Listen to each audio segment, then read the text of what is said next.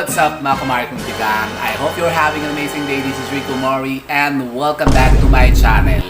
For today's video po mga kumari kong tigang ay meron lamang po tayong pag-uusapan na napaka-interesting na bagay at ito po ay may kaugnayan pa rin po sa mga sinasabing mga kaswertihan at kamalasan sa ating buhay. Kayo po ba mga kumari kong tigang ay patuloy pa rin dinadagasa ng mga sinasabing mga suliranin na sobra-sobrang nagpapabigat sa inyo pong mga pamumuhay? Nako, kapag ganyan po mga sitwasyon nyo po mga kumari kong tigang, baka naman po kayo po mismo ay may mga nagagawa dyan sa inyo pong mga tahanan na nagiging dahilan. Kaya nga kayo po'y, nalulukuban ng mga sinasabing mga negativities na yan. Ano yan? Ito po mga kumari kong tigang, kasi pag-uusapan natin ngayon mga sinasabing mga matatandang mga pamahiin na sinasabi ng ating mga ninuno na wag nyo daw pong gagawin sa inyo pong mga bintana. Bintana? Opo mga kumari kong tigang. Kasi yan po may mga sinasabing may kaakibat na kamalasan kapag ka daw ito po'y winawani natin, ginagawa natin sa ating mga bintana. Talaga ba? Opo mga kumari kong tigang. Kaya kung gusto nyo pong malaman kung ano po mga sinasabing mga bagay-bagay na ito na dapat po daw ay hindi natin ginagawa sa ating mga bintana na nagdudulot nga sa atin ng mga sinasabing mga kamalasan na yan, ay panoorin nyo lamang po ang video kong ito. Siya, go mga kumari kong tigang.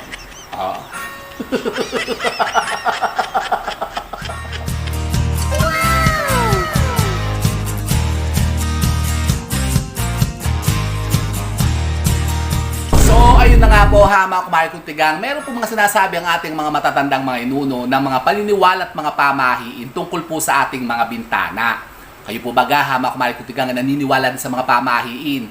Alam niyo po ba mga kumari kong tigang na ang ating bintana pala hindi po nakaligtas sa mga sinasabing mga pamahiin na yan? Talaga ba?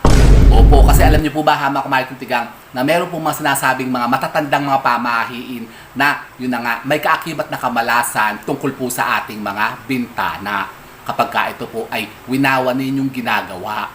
Ano yan? Ito po mga kumari kong tigang, wala nang masyadong chikatalakis, umpisahan na natin ito. Yun na nga po mga kumari kong tigang, kasi meron nga pong sinasabing ating mga matatandang mga inuno ng mga paniniwala na dapat daw po hindi natin ginagawa sa ating mga bintana. Katulad ng katulad po mga kumari kong tigang ng number 1. Kapag ka daw po kayo po mga kumari kong tigang ay mamimintana, yung kay tatalong ko sa bintana, halimbawa kayo po'y mag-iintay na ganyan sa bintana, iwasan nyo daw po mga kumari kong tigang ang pangangalumbaba.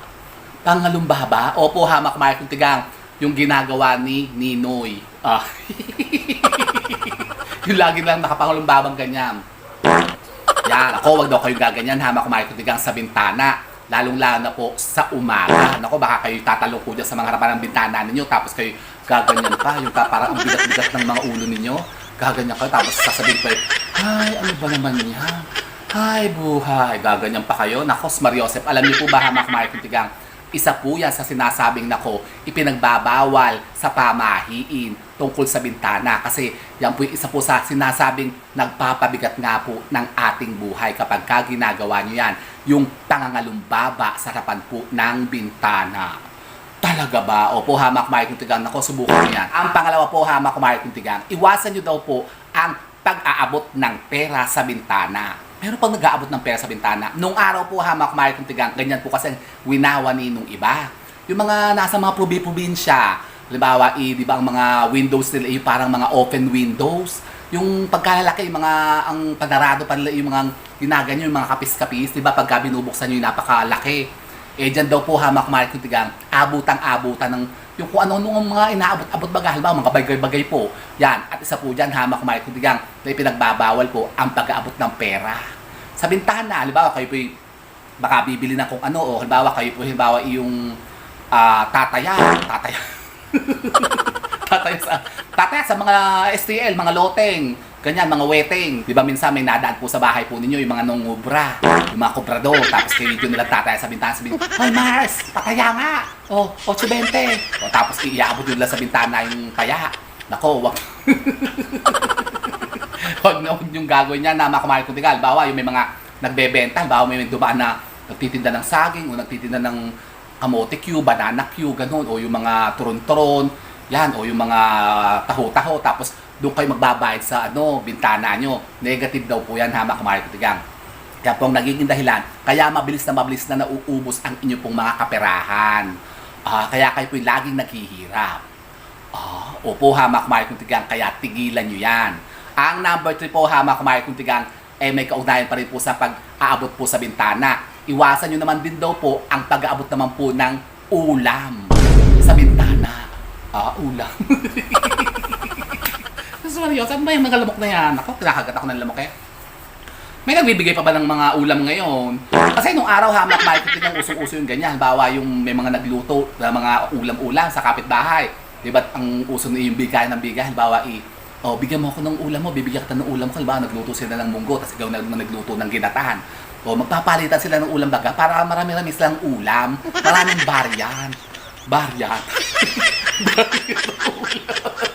Opo, pero maraming ganun na mga kumalit sa mga probinsya. Pero siguro sa mga city-city, meron pa bang nagbibigay ng mga ulam-ulam ngayon? Di ba? Yung mga duhapang na mga kapitbahay. Bibigyan ka ba naman ng mga ganun, mga ulam? Tapos hindi mo naman masyado ka-close. Duhapang talaga. yung mga kapitbahay mong walang yung mga walang pakikipagkapwa-tao baga, di ba? Wala nang gano'n, yung nagbibigay pa ng ulam-ulam. Pero nung araw po, hamak kumain kuntigang, yun nga, sa mga probinsya nga po, di ba nagbibigayan nga po yan ng mga ulam-ulam? Yan daw po, hamak kumain kuntigang, ang isa sa pinagbabawal na hindi daw po ginagawa dapat. Yun nga po, ang pagbibigay po o pag-aabot po ng ulam sa bintana. Dapat daw po sa pintuan nyo yung padadaanin ang ulam. Kasi bakit? Kasi sinasabi po, hamak kumain kuntigang, na kapag daw po kayo nag-aabot po ng pagkain o ng ulam sa bintana, sa mga kapitbahay nyo, hamak kumain kuntigang, madali daw pong napapanis yung ulam na niluto nyo. Yung pati yung natitira sa bahay nyo, madaling napapanis. So, Jose, iwasan nyo po yan, hamak kumain kuntigang, ang pag-aabot po ng mga ulam sa bintana. At ang number 4 po, hamak kumain kuntigang, iwasan nyo daw po, hamak kumain kuntigang, na meron daw pong dadapo na mga ibon sa inyo pong mga bintana. Lalong-lalo na po, hamak kumain kuntigang, yung mga ibong kulay itim. Nako, Mariose, katulad po ng uwak, hamak kumain kuntigang. Halimbawa, kayo may napansin na mga ibon na dumapo sa inyo pong mga bintana po ninyo. Doon sa may mga pasimano, sa mga ganun, sa may hamba ng bintana ninyo. Tapos dumapong ganyan ang mga ibon. Tapos kulay itim. Nako, bugawin nyo yan. Paalisin nyo yan. Buhusan nyo yan ng tubig na mainit. Para sila po yung lumayas. Kasi alam niyo po ba, hamak kumain kuntigang, ganda po yung may kaakibat na kamalasan. May daladala yung kahirapan sa buhay. Mamalasin kayo dyan. Opo, hamak kumain kuntigang, kahit yung mga nakikita nyo lang ng mga uwak-uwak na sa mga puno-puno, naku, bugawin nyo yan, palayasin nyo yan dyan, hamak kumain kuntigang. Kasi yung mga sinasabi mga ibong uwak nga po, yan daw po parang naghahatid daw ng mga negativities, yung kamalasan nga po sa buhay. Parang minsan nga daw po, yan pa yung sinasabing, nagdadala ng yung cause ng kamatayan. Kapag daw po may mga uwak-uwak, seryoso na nakakatakot naman. Haba kumain kuntigang, kaya palayasin nyo yan ang mga ibong uwak na dadapo sa inyo pong mga bintana. At ang panglima po, hamak kumain kuntigang, wag nyo daw po itong gagawin, hamak kumain kuntigang, sa mga bintana po ninyo. Yun dyan po kayo dadaan sa pagpasok sa inyo pong mga bahay. Pero bang dadaan sa bintana? Abay, meron po, hamak kumain kuntigang. Yun nga, sabi nga sa inyo sa mga probinsya, merong ganyan, yung mga halimbawa dumadaan sa bintana, yung tumatakas baga. Halimbawa isinara yung pintuan, yung main door. Di ba, minsan inilalakya, pinapadlak, sinasara sa gabi. Tapos yung mga gustong pumuslit na mga bata sa bintana nadaan. O halimbawa yung mga ginagabi naman sa pag-uwi na napagsasarhan na ng mga pintuan, doon sila dumadaan sa bintana. Pumupuslit sila. Kasi di ba, nung araw nga kasi, hamak kumain kuntigang, mga bintana pagkalalaki. Tapos yung mga sliding lang na ganyan, yung mga kapis pa yung window nila. Nako, ngayon, puro mga jalousie, mga glass door, tapos may mga grills pa, tapos may screen pa. Paano ka dadaan doon? Paano ka lulusot doon? Invisible? Pero noon po, mga kumaring tigang. Kasi nung araw nga po, mga kumaring tigang, Yan daw po kasi, ginagawa yan ng mga tao noon. Bawal, ginagabi nga po. Bawal, galing sa layasan, tapos hinating gabi na. Dawa, minsan galing sa mga sayawan. Kasi nung araw po, hamak Marik Kuntigang, naranasan ko po yan. Oh. Dumadaan po ako sa bintana, hamak Marik Kuntigang. Kasi nung araw, kami pupunta sa mga party-party. Nagpa-party-party kami noon eh. Pagkahating gabi na, sarado na yung pinto. Di wala na magbubukas. Siyempre, alam nga manggising ka pa, pagagalitan ka. Nung kami, may bintana kaming malaki. Ganyan po ang bintana namin, parang ganun yung ginagano yung sliding na ano. Pero hindi po kapis, siya, kahoy. Pero yung po kasi, ang panara kasi noon, parang yung ganun lang na kawit. Susungkitin mo lang ganun, gaganon ulit. Matatanggal na, mabubuksan yun na yun. Tapos pwede ka nang dumaam. Yun. Ganun po, hamak Marik Kuntigang. Pero sinasabi nga po ng ating mga matatandang mga inuno na negative daw po yan. Malas yan, hamak Marik Kuntigang, kapag ginagawa niyo daw po yan. Kasi yan daw po ay maaring maging dahilan na kayo po manakawan. Abay, syempre pagka nakita ganyan na magnanakaw, pwede palang dumaan sa bintana. Doon ako dadaan na nakawak sila. At ang pang-anim naman po, hamak Marik Kuntigang, iwasan nyo daw po na ang inyo pong mga headboard ng inyo pong kama ay itatapat nyo po sa inyo pong mga bintana. Halimbawa, ito po yung headboard po ninyo, yung kama nyo. Halimbawa, meron ditong bintana sa likod nyo. Huwag nyo daw dito ilalagay ang headboard ng kama po ninyo. Tapos sa likod nyo para may binubuksan na bintana. Nako, yan daw po isa sa pinakamalas na lokasyon o pwesto po ng inyo pong mga higaan. Kasi malas daw po kasi yung ganyan, hamak Marik Kuntigang, yung mga tapat-tapatan na ganyan. Huwag din po, hamak Marik Kuntigang, kayo po itatapat sa pintuan. Hindi rin po dapat itinatapat ang mga kama.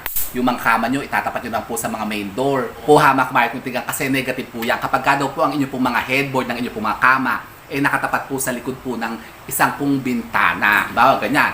Nandito po yung headboard po ninyo, tapos meron diyang bintana sa likod po ninyo. Tapos kayo natutulog na ganyan. May hilig kayo ganyan. Gumaganyan kayo, humihilig kayo. Tapos biglang may nagbukas na ganyan. Tapos biglang may sumilip na ganyan, hamak Marik Kuntigang. Naku, negative daw po yan. Kasi yan daw po pwede po maging parang portal. Portal daw po ng mga negatibong enerhiya o mga negatibong elemento o yun na nga, mga masamang espiritu na maaari daw pumasok sa inyo at lumukob sa inyo. Talaga ba? Parang nakatakot. Abay, opo, hamak Marik Kuntigang. Diba? Bawal din po, hamak Marik Kuntigang, yung naman pong kama. Itatapat nyo rin po sa inyo pong mga pintuan, sa pintuan po ng kwarto po ninyo. Kasi negative talaga yan, hamak Marik Kuntigang, yung mga ganyan, mga tapat-tapatan. Kaya iniiwasan din po yan, hamak Marik Kuntigang, yung pag number 7 naman po, yung pagtatapat-tapatan po ng mga sinasabing mga pintuan at bintana. Huwag na huwag nyo din gagawin daw po yan, hamak Marik Kuntigang. Halimbawa, kayo po yung magpapatayo ng mga bahay po ninyo. Iwasan nyo daw po na magkatapat-tapat daw po yung mga bintana po ninyo at mga pintuan. Yan, halimbawa bintana sa bintana, magkaharapan na ganyan, naku, negative daw yan. Lampasan daw po kasi yan, nagiging portal po yan ng mga negatibong enerhiya, mga negatibong elemento, at yun na nga, mga masamang espiritu. Ganun din po ang bintana sa pintuan. Pagka daw po ganyan, lampas-lampasan naman daw po dyan ng swerte. Parang hindi daw po titigil sa inyong mga kaswertihan, mga biyaya ninyo, madaling-madali din daw na uubos at lumalabas ng bahay po ninyo. Talaga ba? Opo, hamak Marik Kuntigang. Pero sinasabi naman po, hamak Marik Kuntigang, na meron na po mga iinam na ginagawa po sa ating mga bintana. Kapag naman po daw kayo po ay magpapatayo nga po ng mga bahay, dapat daw po ang mga bintana po ninyo ay iharap nyo daw po sa bandang silangan. At kapag daw po tuwing umaga, mainam na mainam daw po dapat ang inyo pong mga bintana ay binubuksan nyo agad bago sumikat ang araw. Para pag sumikat po ang araw, masasalikop nyo o ma-attract nyo yung mga positivity ng buhay para kayo iswertihin naman. Tapos halimbawa, kapag naman daw po kayo po ay ang mga bintana nyo nakaharap po sa bandang kanluran, sa lubugan ng araw, dapat daw po kapag kagabi na, ang mga bintana daw po ninyo ay isinasara nyo na agad bago lumubog po ang araw. Kasi negative daw po kapag kayo daw po ay nalulubugan na ng araw, bukas pa yung bintana po ninyo. Maaari daw kayo pasukin nga ng mga negatibong enerhiya na maaari nga pang magdulot sa inyo ng mga kamalasan. Talaga ba? Opo, hamak Marik Kuntigang, gawin nyo po yan. Iwasan nyo po, hamak Marik Kuntigang, yung mga sinasabing mga pamahiin na yan tungkol sa ating bintana. Para tayo po makaiwas sa mga sinasabing mga, yun na nga, misfortune sa buhay na maaring dumatal sa atin. Pero sabi nga po, hamak Marik Kuntigang, ito naman po yung mga sinasabing mga pawang gabay lamang naman po natin. Kung kayo naman po, hamak Marik Kuntigang, ay hindi po naniniwala sa magkatong mga paniniwala at magkatong mga pamahiin, hamak Marik Kuntigang, di huwag nyo nalang po sundin yan, hamak Marik Kuntigang, di gawin nyo pa rin po yan. yung mga nabanggit na masasabing mga paniniwalang yan. Pero sabi nga po, kayo na po ang bahalang mag-suffer sa consequences. O, bahala ka sa buhay ninyo. Pero wala naman din pong mawawala ha mga kumain kong tigang kung ito po ay ating susubukan at susundin na lamang kasi malay nyo, yan pong makatulong po sa inyo para mga sinasabing mga kamalasan na yan ay atin pong maiwasan. O gusto nyo yan? Diba? Kung gusto ko yun ha mga kumain kong tigang. O, so yun po ha mga kumain kong tigang nga po kayo may makatanungan pa tungkol po din sa ating topic ngayon. Pwede po kayo magtanong dyan. Mag-iwan lamang po kayo ng mga question dyan sa ating comment box at kapag kayo po nabasa natin, yan po yung sasagutin ko rin dito. O, di ba ga? And so with that mga kumain kong tigang, keep safe and God bless. Thank you for watching. And don't forget to subscribe my channel. I know you like it. And don't forget to brush your teeth. Bye mga kumain kong tigang. Okay, mag-abot ang ulam sa bitana nyo ha mga kumain kong tigang. Madaling mapapanis yan.